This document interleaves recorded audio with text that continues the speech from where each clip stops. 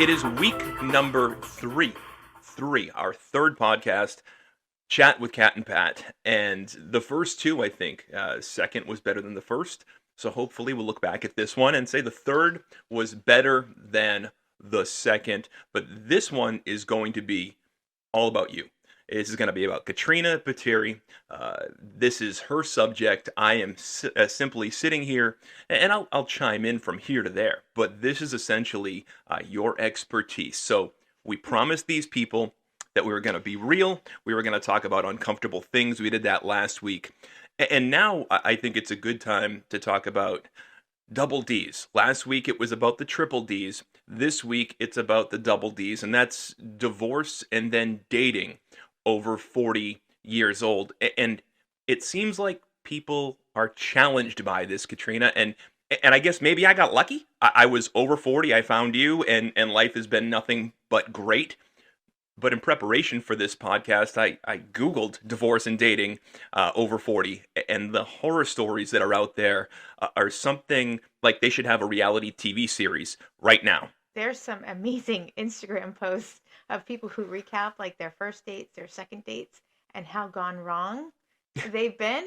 And I was like, how did I miss the boat on that? I guess it's eventually, once this thing takes off, we're going to include cameras in here and we'll put it on YouTube. So people can't really see us. You're a beautiful woman. You've always gotten enough attention from men where getting a date versus dating, I feel like, are two very different things. Yes. So, like, if I wanted to have a date, like tonight, tomorrow night, I could easily find someone to take me on a Okay, date. you're not allowed to. Well, no, I'm just saying. Hence the $15,000 diamond on your finger. That Hypo- prevents you from dating somebody else at this point. Hypothetically, I could walk into the grocery store and probably figure out a way to have a date within like the next 72 hours. But is that a date that I really even want to like waste my time on? So, we talked about it the first 2 weeks, so it's not a surprise. You've been divorced twice. Um, your kid, who's now 20, I feel like was much younger post divorce one. Mm-hmm. So maybe before you met your second husband, dating wasn't. Maybe it was more difficult. I'm not sure. But after you got divorced the second time, how old were you? Oh gosh. So what was that? 2015, 33? Okay, 33 years old. And it took you until you were 30 8? to find me. Mm-hmm. Okay, so what happened in those 3 years? Because I feel like if you pop up on the market, That was 5 years, not 3 years. what 5 years? But if you pop up on the market, you're making a good salary, you're successful, you own your own home, you're driving a nice car. Yes, you got a little bit of baggage, but who doesn't at this stage in the game?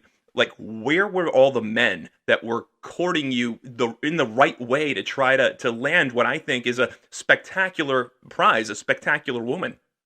They were either in happy marriages, miserable marriages, and just not divorced yet. So, what were the difficulties for you dating, as you're approaching 40 and into your 40s? Why did you essentially say to yourself, I'm done? Because you said it last week.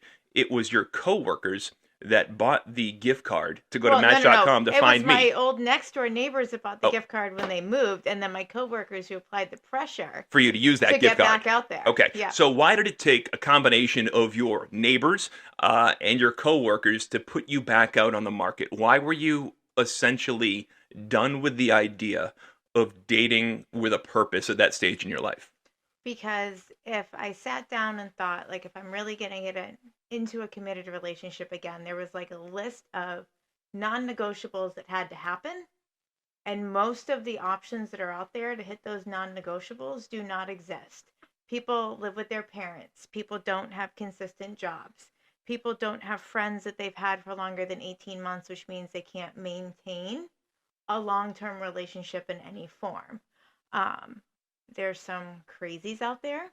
There's some creeps out there. There are people who we live in a world of social media now where dating is all like on an app. So you could be there thinking you're in a great place at 2 a.m. in the morning, you're sleeping, and that person is looking for the grass is greener option right there on the iPhone, right there on social media. So I think that there's like a lot of different options and ways that things can go. But I also feel one of my things was I didn't want to date anyone that had children, even though I had a child. Excuse me. Yeah, that excluded you. So that was An exception that had to be made. what happened to your non-negotiables? Well, it came to the point where the options of those that didn't have children for a reason. Hmm. And so as I was approaching 40, it was if I wanted to find somebody who was halfway decent, I had to embrace them having kids. But when you say embrace them having kids, again, it's one thing if we go back in time to when we first got together, not for nothing, it's one thing to date and even be in a committed dating relationship with somebody that has kids. But when you go from month 3 to month 6 to month 9, and eventually you realize you're still together and you're building something here, I feel like there's another step in the responsibility tree there where okay, now you're dating somebody that has kids. You may have fallen in love with somebody that has kids, but now if you're going to stick around, you've got to embrace those kids just about as your own. And with all the crazy that comes with it. No crazy. What do you like? There's a little bit of crazy. Well, some people get lucky and there's not some crazy, but there's always a little crazy that's there. But you got to go with the flow on all of it. And I think my thing was, and maybe you'll remember this, I was happy at the age that your kids were. I told you if you had toddlers or babies, you were out. Yeah, and at the time, I mean, not for nothing, the youngest was 9 years old. He Hmm. he was. I feel like he just barely made your cut because he was approaching double digits at that Right. And stage. at that point when I met you, my son had just gotten his driver's license. So Yeah, there was like freedom was on the horizon. So like going to 9 years old and kind of having to backtrack a little bit and knowing that I got pregnant young, I did the raising all young. Like it's how long do I want to prolong before I get to choose my schedule and my routine without having to factor in children? yeah, and that's I feel like a very difficult part of this whole equation. Quite frankly, with you, it was easy for me because your son was 16, and at that stage he had just flipped to spending more time with dad for high school and college reasons. So we got to embrace him coming over on weekends and needing favors and having meals here. We got the good stuff. Yeah. Whereas I feel like it's the polar opposite for you with my kids, Right. where you get to deal with all the crappy stuff. But Yeah. you do a great job of it. There was no empty nest feeling for like even a minute. I mean, in fairness, and it's not going to be all about us, but in fairness, when we got together in January of 2020, we had a couple of intense months early on, and we were traveling together because I travel for work, you travel for work, and we were in that honeymoon stage where you can't get enough of each other, and our schedules allowed it. But 2 months in, we're in Nashville. 3 months 3 months in, we're in Nashville, and we're at a bar at 11 o'clock at night, and there's rumors at the bar that they're going to be closing down 3-4 hours early, and the whole street in downtown Nashville is closing for COVID. And it got to the point where getting home the next day was a very hairy situation because the world shut down, and we had a choice to make at that stage. Mm-hmm. Like we were all in at that stage, but it was only 3 months. But we're talking about quarantining and essentially staying together or being apart for an indefinite amount of time. I'm glad that it worked out the way that it did. But thinking back, you must have had some hesitation at that stage. Like, Well, it's like, what is that like MC Hammer song? Like under pressure, dun, dun, dun, dun, dun, dun, dun, dun, dun. And it's like, so do you go back to being single, but like completely single, where you can't like see anybody? Or do you say if we can get through a pandemic, then it's meant to be? yeah, and we did. We We got did. we got through it, Here we are. and here we are all these years later.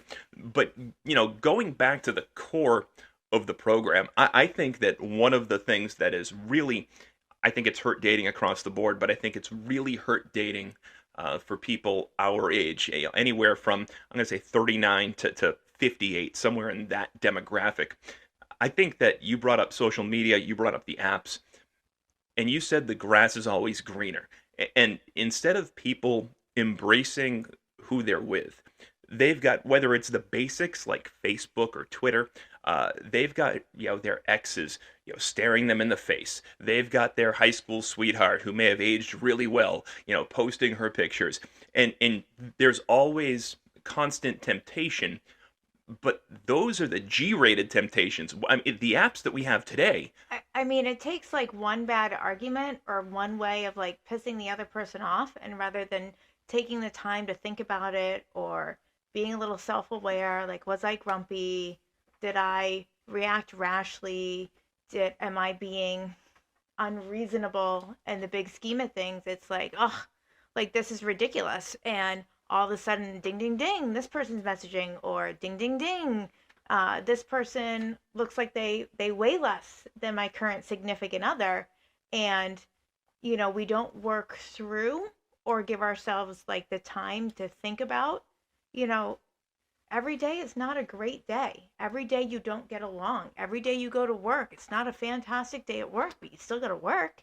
So why do we not have that same, like every day is not a great day with our kids. You're going to have an argument with the kids. You have to be the tough parent and maybe take stuff away, and it's awful and it stinks, but you would never look to go online and be like, how do I replace my kid? But we so easily will do that with a significant other. I mean, not for nothing.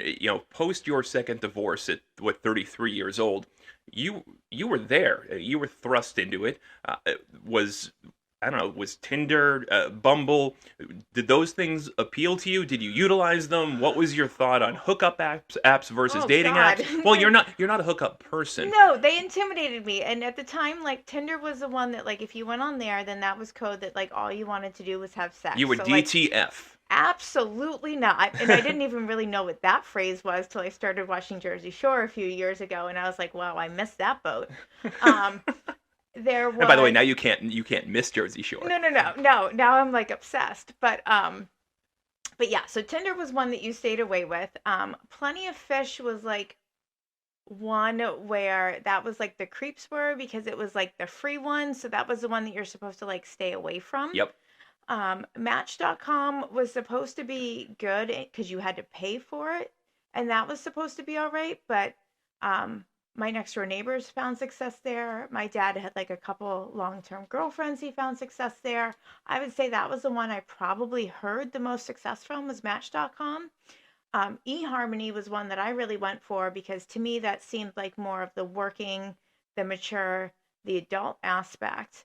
But that was the see, you're an old soul. Right. So I'm like, even who's going to embrace Murder, She Wrote and Golden Girls with me when I'm in my 30s? because Like, who even is that person?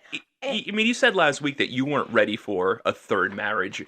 Going into this thing with me, you weren't ready for. You weren't even thinking down that road. But in the back of your head, maybe you were, because eHarmony, for years and years and years and years and years, their whole marketing campaign was about finding that person that was right for you through scientific facts and studies and, well, and quizzes and yada yada yada. well, the reality was is these were all the apps that I wanted to try in my 20s, but here I was single, divorced early, living at home with my dad because my mom had passed. My sisters, I was waiting for my youngest to graduate high school with a toddler. And I worked retail. So like the idea is like when you go on a date, like that would be like the time that I was free. And I didn't really have a lot of free time. And then what am I gonna like sacrifice and shift through different social media apps on like what are my date options? I was able to meet and date people at the time that I met through other people that probably weren't the best options for me But I mean, that's in what life was, retrospect, though. but that was what life was. So then taking it back a step, okay, so now I'm in this place again in my 30s. Now my son is a little bit older. Now I do have a couple days free where I could go on dates and do this. Do I take this seriously?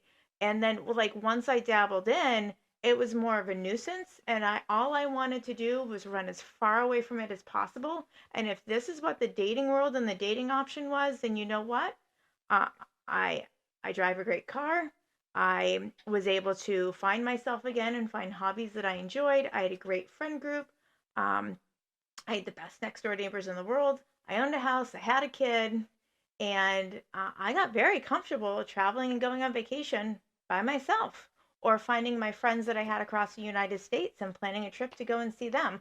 I didn't really feel like I was unfulfilled, but I definitely felt like I was lonely. Yeah, and that's the loneliness is what they certainly capitalize on, and that's what the broad appeal is with all of these social media apps Hmm. and dating apps. I read something that across the globe, from here to Australia, there's something like 11,000 different dating and hookup apps that are available across Android and iOS, which is just an insane amount of apps dedicated to a very similar thing.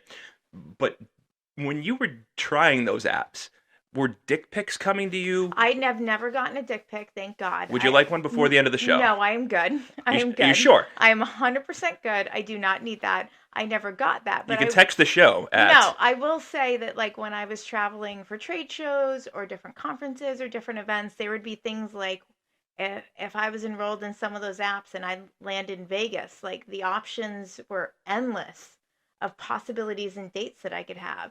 If I was to, I mean, I traveled to the middle of nowhere, Bangor, Maine, sitting at the Howard Johnsons to go like Brady Bunch style while I was on this trip, and I get a ding on somebody who apparently like location assistant came up, and somebody else who was sitting at the bar is messaging me through a dating app I didn't even realize I still had. So you never once took advantage of a No. hookup app, a dating app, God, while you no. were traveling, while you were in Vegas. I No. mean, you didn't scroll through a little mild temptation. You've had one too many drinks in Vegas. I will say I did do it at the gym just to be nosy. Like, when you're like doing like 3 or 4 miles at the gym and then you see like people coming in, like, do they happen to be on the app? Like, can you read and kind of know about them from a nosy perspective, but Because not from that a, dude was hot and you wanted to get to know him or something, or well, just it was just, you see him there every day, yeah, it like was just more of like curiosity. It's like, I grew up with my grandparents wanting to put a lawn chair out in the front yard and watch everything going on in the neighborhood and just kind of know everybody's business. yep. It's like the way that you can kind of do that is a different version of social media. So, like, why not? I'd say that's probably the worst that I ever did. I mean, if that's the worst you ever did, again, I win. But going back to this whole thing, there's, I think, you've got a country here where over the last 40 years, the likelihood of a successful marriage has gone down exponentially, and now it's under 50%. It's trending closer to 45% for people that make it through their first marriage as their last marriage. Uh, with all of these dating apps and social media presences and constant temptation out there, I get it with you. You're an old soul. I don't worry about you finding temptation elsewhere. But how do other people that are going into this into their 40s, maybe their first marriage got dull. Maybe they were more like me. I stayed married for 14 years. For 13 and a half of those years, I desperately wanted to be divorced. But I had to wait for my grandfather and then my father to die because I grew up Irish Catholic. And the Catholic guilt that comes with divorce is something that, unless you grew up that way, you don't get it. Like, you don't get divorced. It's a one-way ticket to hell. That is what you are taught in Catholic school. So it took them dying and then me being able to ask them for permission post death, knowing that they couldn't come back to me and say no, to make it okay. And once I realized that it was okay, I couldn't wait to be done with it. But that's very different from what I think is causing a lot of the divorces out there now. Well, I think the big thing is to your point with social media, with the dating apps, you can look on Facebook, you can figure out whatever people's interests are, what their hobbies are. You can tailor your profile. You could do research and homework and say, yeah, I'm into this, or yeah, I like that, and blah, blah, blah, blah, blah. Then you get married, and it's all of a sudden, I'm never going to a basketball game, or I can't stand when we do this, or, um, you know, now that we're married and it's a combined income, I don't care what you think about the finances. I'm going to go shopping 100 times a day at Target, and I want a $75,000 car that we can't afford. And the keeping up with the Joneses of what you see like on Instagram and TikTok. And I think that plays a role in a lot of people's relationships. And we've kind of lost touch on who are you authentically? Who am I authentically? Do we have things in common? Do we have common goals? Do Can we go out to dinner and not have to sit there and not speak to each other because we have absolutely nothing to say? Or can we, you know, I appreciate the fact that you and I can go back and forth on like a Celtics game or make an announcement before the other announcers do, or we go to the gym every day.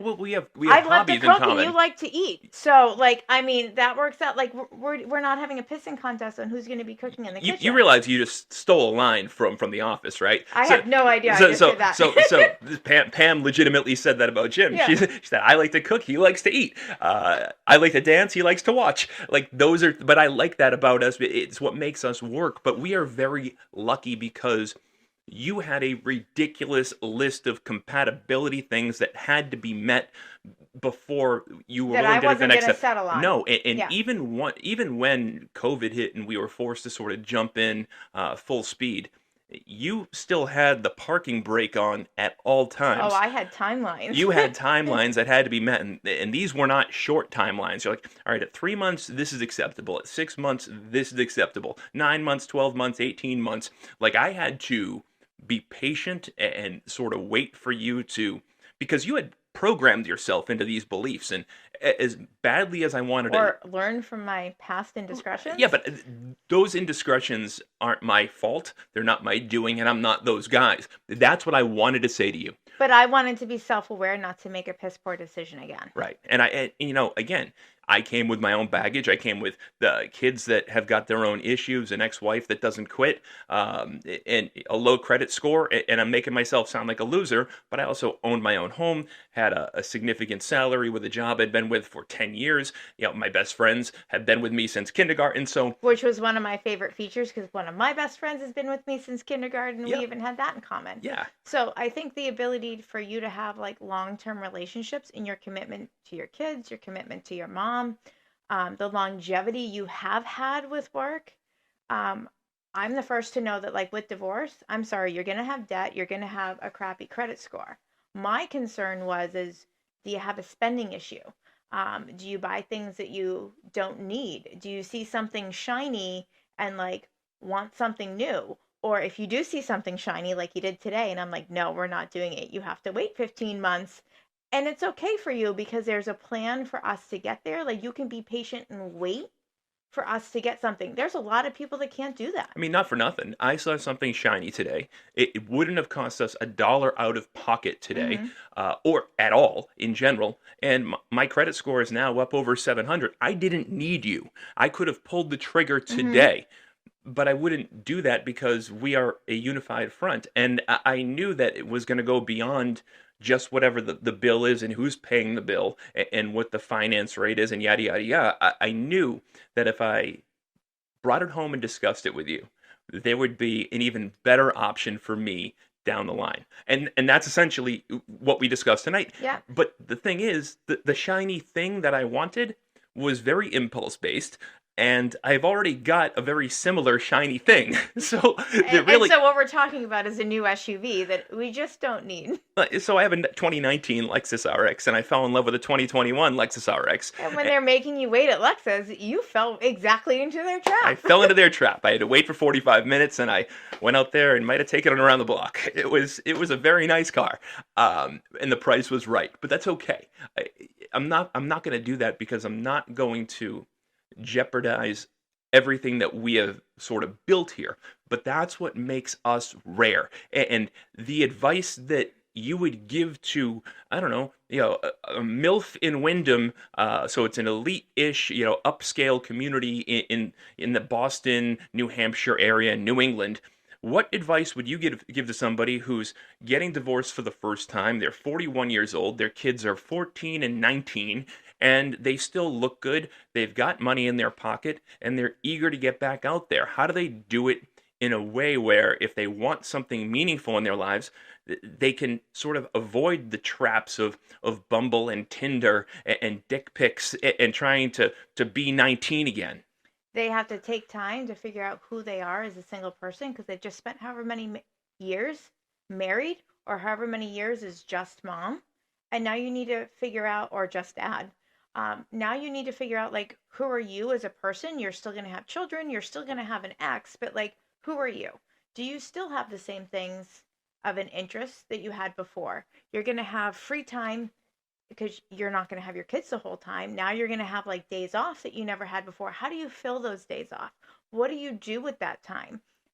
The way that you spent money before, and now you're a single income, you're not a double income. Like, how do you think about that? And how do you think independently on how you're going to provide for yourself, or how you're going to plan for the money that you're going to get out of the divorce to make sure that you can be on your own? And you need to find your independence. And when you find your independence and you find the things that are of personal interest to you, like, you might learn, like, you know what, I don't like Taco Tuesday every Tuesday. Mexican hurts my stomach. I am not a tequila person. And so, like, who's the other person out there that's like, okay, Mexican isn't for me, um but I've always loved Indian food, and my ex would never let me get Indian food, so, like, I want to find some of these things to share with somebody else. The only way you're going to get that is if you take time to rediscover who you are after. And what have you learned from this chapter of your life that's closing? And what did you like that you learned? What did you not like that you learned? And then how are you going to move that forward with what the rest of your life is going to be? So you said that you got divorced, and were you 33 at the second divorce? Yeah. So I know, between them that time and the time that you met me, you had two longish term guys in your life that you said from day one you knew weren't going to be your forever guy, but they were there for a while. Hmm. But you also met me 5 years later. There's no way that the two J's there were the only two guys that weren't. I mean, some privacy, right? But Yeah. there's no way that you weren't out on a dozen other dates outside of your period of time with those two guys. Oh, I definitely went on first dates, but they were like epic, laughable first dates, like Were really they bad. online first dates? Some were, I have somebody to set you up with. I went on a blind date.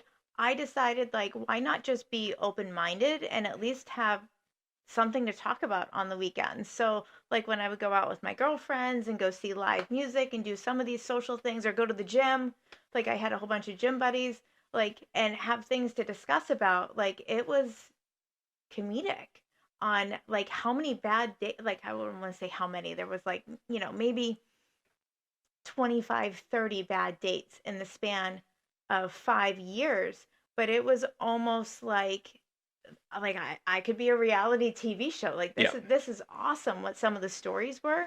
But also it was like figuring it out and getting that confidence piece. But then also going through that process, like, I do feel like I have to interview like 100 people all the time to, like, hire and have his jobs. I got better at interviewing. I got better at presentation skills. I think by the time I met you, like, I have no problem having conversation. I do podcasts apparently, and those are different things. So I definitely think it was a confidence booster. Um, but I definitely think it helped me figure out, like, no, I am deathly allergic to cats. If you have cats, like, no judgment there, but if you're not a dog person, it's just not going to work.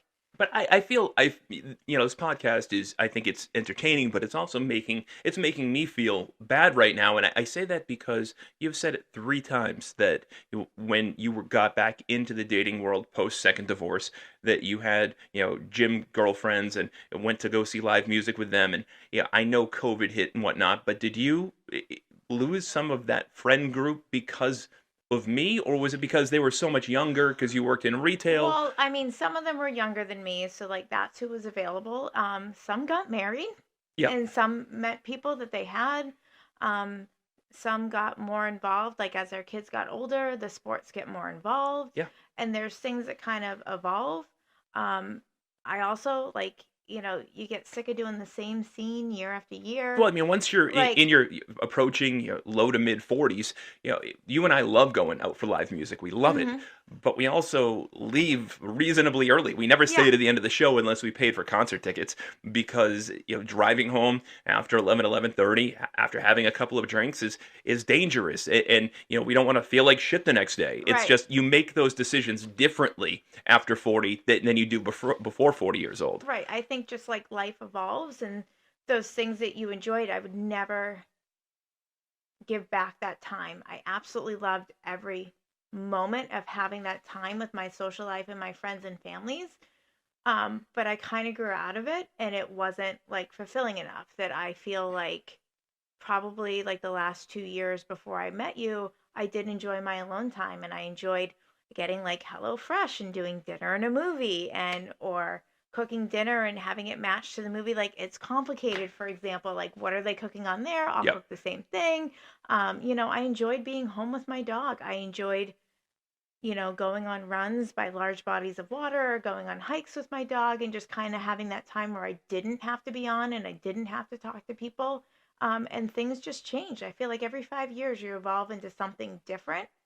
But they were all definitely learning experiences that brought me to where I am today. God, so that means in about a year you're going to evolve into something that doesn't want this anymore. I bet, like if we evolve into something different every 5 years, what's the guarantee that you're going to want to be here in a year? Well, I think it's like, all right, so how many times are we going to travel to Florida? Are we going to like, dip our feet into going to Europe and getting some of those trips? Or like when we were walking the dog the other day, I said, all right, I want to pay off my SUV, but I kind of miss having like, a little BMW car. I'd like to have that and go like outlet shopping, just kind of whip around town in when it's like a nice day. Like those are things I'm going to evolve in. That still includes having a person, but it's just like, how do you like level up some of those interests or like jazz it up a little on the things that you enjoy, so that you're still getting out there, but you're just doing it in a different way. So it's Cat and Pat, episode number 3, talking about dating and divorce after 40 years old, brought to you by Jill and Company,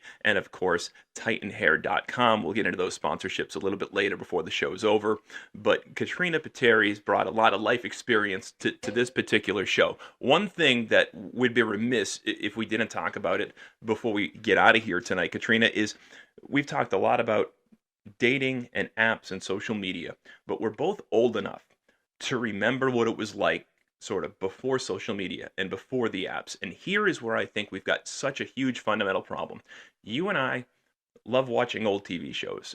So we watch The Love Boat Mm-hmm. almost daily. And there's inevitably in every episode, there's a bar scene with my favorite bartender, Isaac. And there's people hitting on other people at a bar. Nobody has got a phone in front of their face, and the women welcomed men talking to them. The men welcomed women talking to them.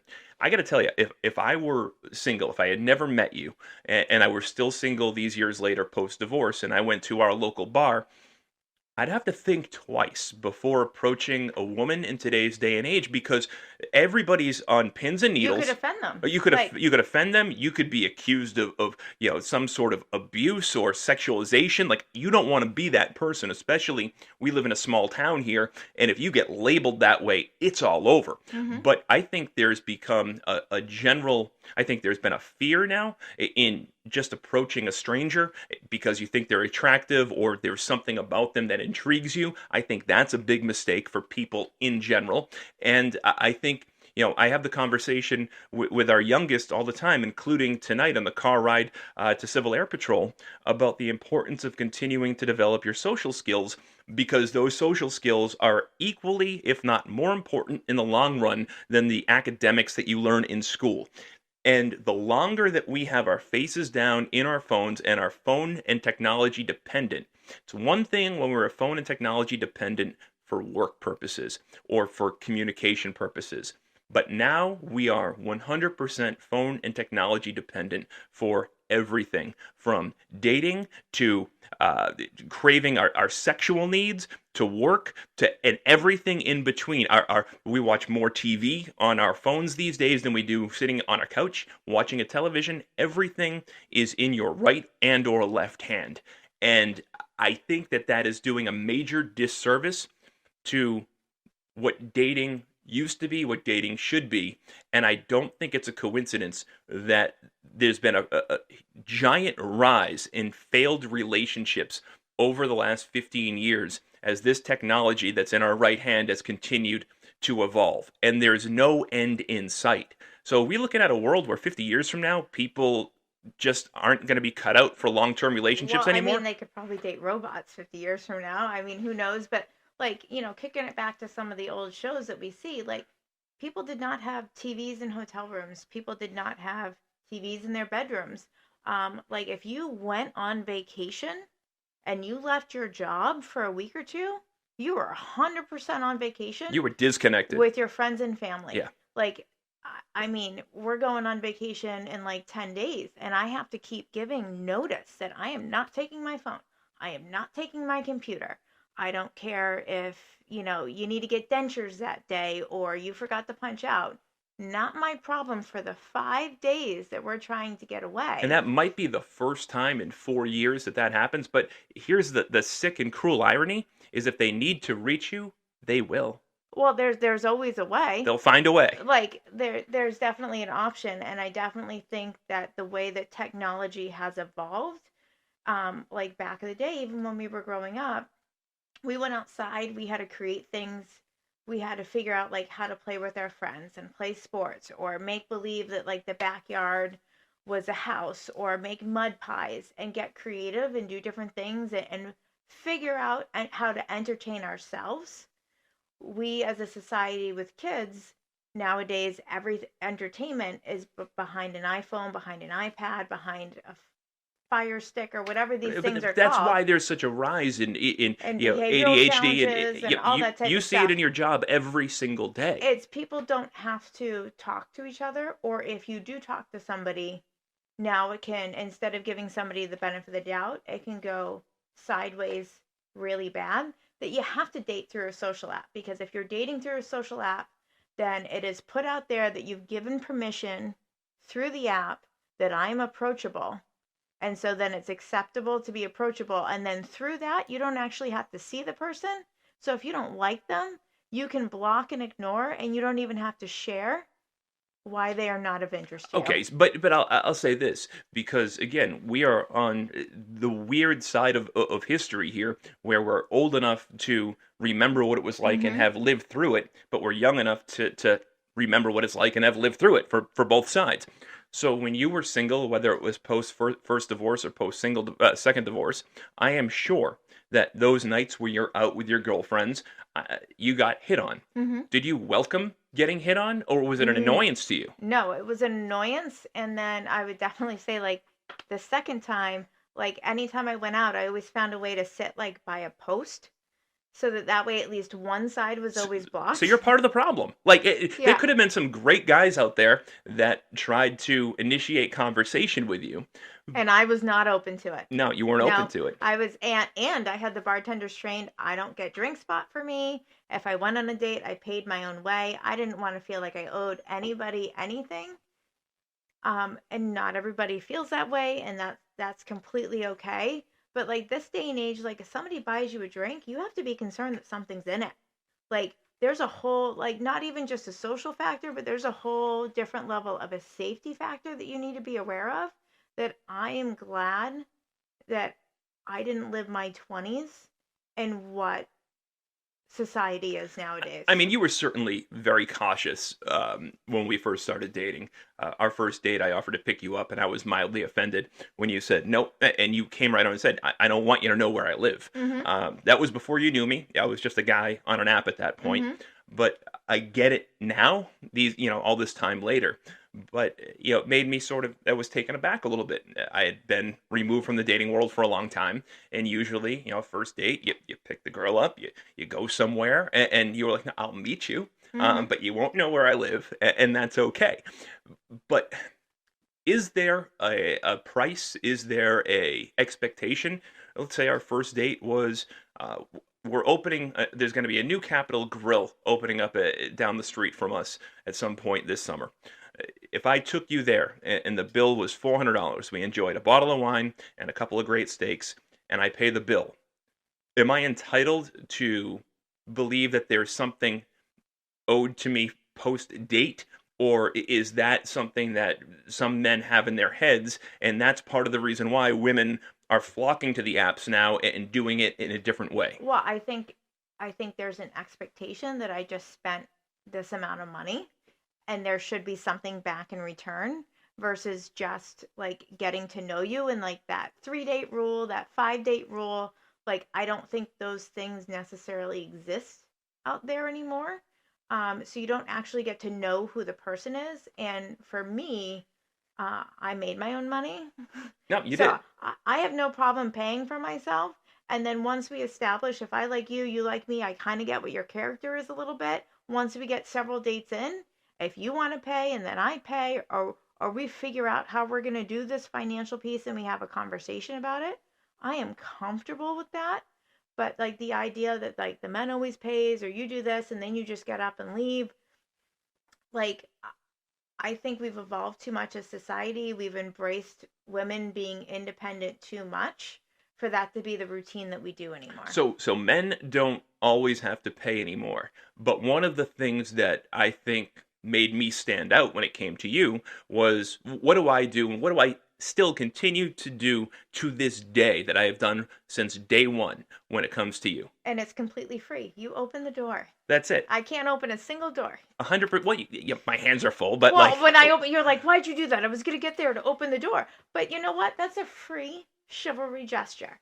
That doesn't cost anything. so chivalry's not dead. It's just Chivalry's evolved not a little dead. bit. There just needs to be like a different approach, I think, with a modern day woman or an independent woman. I don't even know if modern day woman is the same, like, correct term anymore. But I think there's a different approach on how you can show that you're a gentleman that doesn't have to have a value attached to it.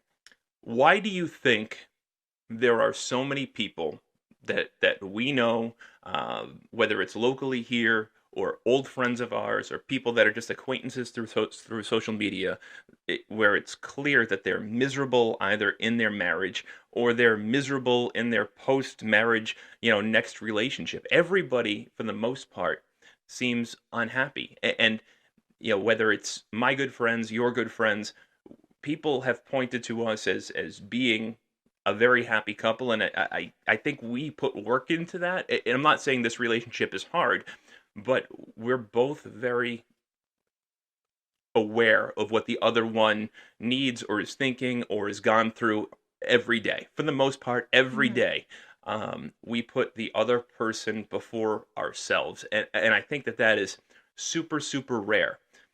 How can people get back to being successful in their relationships, whether it's their first marriage or their fourth, with the constant temptation always at their fingertips? Well, I think they have to just do something in common. So, like, in just an average day, we prioritize that we need to get to the gym for an hour. So, whether we do that together, whether we do that separately, that is a priority of our days that we have to have. And on the days where we don't go together, we at least have the conversation in the morning where Like, we go through our day and is there a window for us to meet there or not? But right. Like, do we get the gym date? Do we not get the gym date? Are you going to take a kid? Do I have like a call and I can't get there when you can get there on your schedule? But it's still a priority for you and it's a priority for me to get to the gym every day that we respect. But sometimes we can do it together. I think a second priority for us is if we're not traveling, we sit down and have dinner, and dinner does not include phones. So whether that's dinner that we make, whether we go out to eat the once a week that we go out to eat, but we prioritize, we sit at a table and we have a or conversation. at a bar stool. Right. And it includes friends, it includes family, it includes the kids. These are the dinner rules. And we're going to sit down and have a meal together at the same time if we're home together and not in another state. Like, this is a priority and this is what we're And by doing. the way, that also includes the technology dependent 13-year-old. Oh, yeah. Like, He doesn't everything bring gets any. left in there. Yeah, he Like, doesn't bring yeah. his phone or a tablet or a laptop to And the it to the includes dinner table, and he knows it. my son, your parents, our friends. Like, that's the rule. I think we have committed to a bedtime and we go to bed together or we go to bed like a half hour separate. So, like, you're getting Connor down to go to bed and I'm downstairs, like, starting a show that you might not want to watch, but we have a joint show that we'll watch together and we have like a tea routine. And I think it's just like prioritizing, like, it's important to get to bed at a certain time. And this is what our bedtime routine is going to look like. It's important for us to get up at a certain time to make sure the kids get off to school, that we get off to work, but we find a way to have like coffee and watch a 20-minute like comedy show every morning, whether it's Friends, whether it's Office, however we're switching off with that. But we find a way to have 15 to 30-minute interactions on things that are important to us. And then, like, we like basketball, We and do. that's something that we have in common. If there is a game on, like, we fought like crazy to make sure that we were able to sit on that couch for the 2 o'clock game on Sunday. Yep. Like, it took all of us, like, laundry done, yard work done, grocery shopping done, trash taken out, gym time was in, things made for the Super Bowl, showered and clean. And you got there on time. I got there 20 minutes late, but it was a priority to sit down and watch that Celtics game. And if the kids were here, like they're totally included in that. And I think and we've also made the commitment that travel is important and we need to have vacations. They don't have to be 7 to 10 days. They don't have to be $20,000 trips. No, we take 2-night trips sometimes. But One night at a hotel in Boston just right. to get away. But how do we make sure that there's a couple times a year there's something for us to look forward to? So when work gets crazy or I get snotty or you get annoying, that there is something that we can look forward to reset that isn't going to break our bank and add another stressor. Yeah, there's nothing worse than looking forward to a vacation because you desperately need to relieve the stress and then coming home and realizing you've got $10,000 in new credit card debt, which Mm-hmm. only worsens the stress. And then there's no vacation to fix that. And then you get yourself caught up in the endless cycle. And before you know it, it's 10 years later, you're in debt $100,000 and you hate your wife. Like, that's real life. Mm-hmm. That's what happens. We've done a really good job of staying connected for these 4 years, and I applaud you for that. But before we get out of here today, seeing that we met through an app Mm-hmm. and talking about how good our relationship is, are apps good for relationships, or are apps going to be the demise of human interaction, relationships, successful partnerships moving forward? I think it's interpretive of the person who uses the app. So I'm going to go back to what I said before. You can't initiate asking somebody if they want to go on a date until they've given permission in an app. But you, as the person who's given permission to go on the date in the app, gets to choose what is important for you, what are your values, what are your characteristics, what are things that you're looking for that aren't cosmetic, but that are important characteristics for the other person to have, and how true do you stay to yourself to keep that?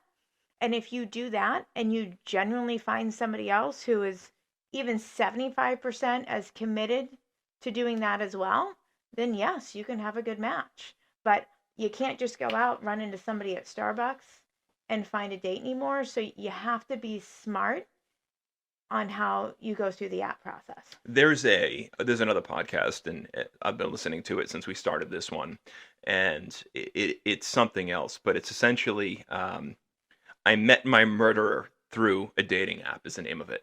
And it's a story told, a true story told every week, essentially from the perspective of the person that got murdered Mm-hmm. from a dating app. And it's shocking, the stories that are told out there. But these poor girls, and in some cases, poor guys, they go on Tinder, they go on Hinge, they go on Grindr, they go on one of these apps, and they've had 15 successful dates, and it's become second nature. I think kids that are 18 to 30, I think it's almost as second nature as sitting down on the couch and flipping on a TV. That's what they do to sort of fill their time. They don't need plans for the weekend on a Wednesday, because on Friday night at 6 o'clock, they can just open up an app and have a date within an hour. But that's why you see such a rise in whether it's rapes or murders or these terrible things happening. And there's got to be a way to police them better. Well, it's are they being selective? Because I guarantee you, some of these people, they're like, yeah, this is my name, this is my age, this is my eye color, and I like dogs, and they don't write a description about Yeah. themselves. If there's no description, no details, they're not that interested in sharing who they are with you. That's the reality of it. And then when the details are there, do those details align with who you are and who your interests are? And if you're being selective in that manner, you can prevent some of those creepy situations. I think we're making a lot of decisions off, oh, they're cute and they say they're a lawyer, so they have money, and let's go on a date, and you're in an awful situation. So the moral of the story is be selective and do your homework, and Yes, don't rush into things. correct.